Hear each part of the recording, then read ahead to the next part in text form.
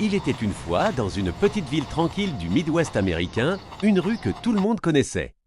Une rue bordée de maisons semblables, avec leurs pelouses parfaitement tondues, leurs boîtes aux lettres alignées, et cette impression rassurante que rien de grave ne pouvait jamais s'y produire.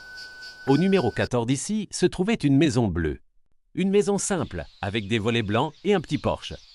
C'est là que vivaient Emily Carter, 34 ans, et son mari Daniel Carter, 30 ans.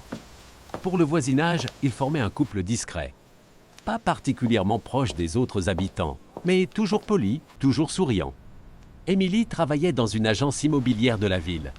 Daniel, lui, était comptable dans une société locale.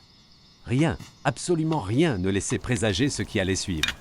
Pourtant, depuis plusieurs mois, certains voisins avaient remarqué de petits changements. Emily, autrefois chaleureuse, semblait de plus en plus absente. Elle ne s'arrêtait plus discuter devant le portail.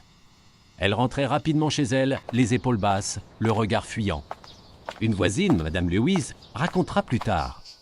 Elle avait l'air fatiguée, comme si quelque chose la rongeait. Puis un matin de novembre, la maison bleue reste silencieuse. Aucun mouvement. Emily ne se présente pas à son travail.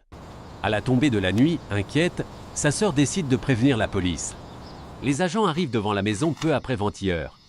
Daniel ouvre la porte. Il semble calme.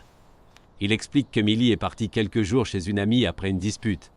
Une explication simple, crédible en apparence.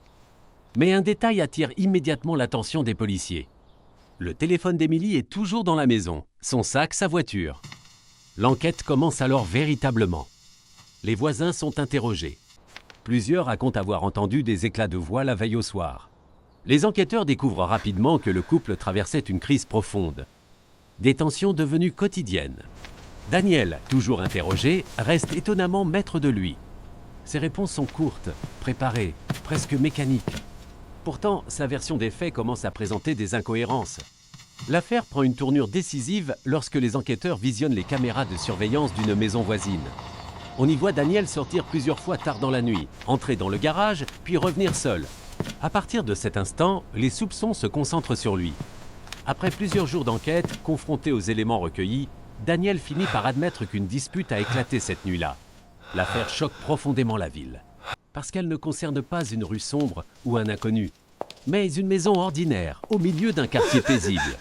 Une histoire qui rappelle que les drames les plus marquants se cachent parfois derrière les façades les plus banales.